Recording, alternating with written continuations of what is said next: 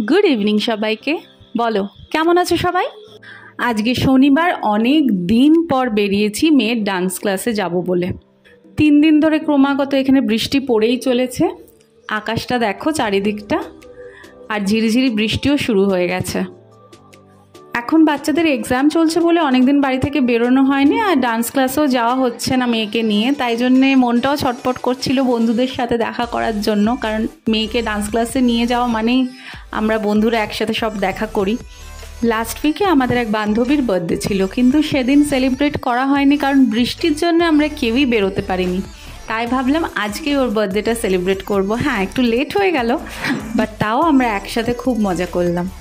ও হয়তো এক্সপেক্ট করেনি যে আমরা এতদিন পর ওর বার্থডেটা সেলিব্রেট করব।